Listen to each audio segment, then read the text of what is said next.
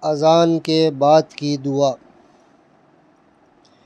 درود شریف پڑھ کر یہ دعا وسیلہ پڑھیں۔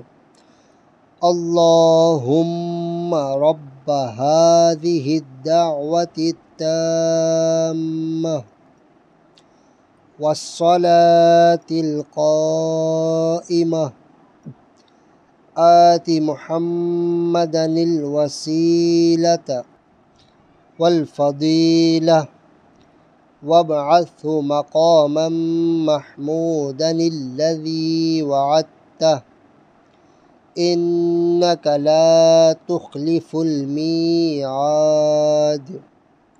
اے رب، اے پروردگار، اس پوری پکار کے اور قائم ہونے والی نماز کے عطا فرما۔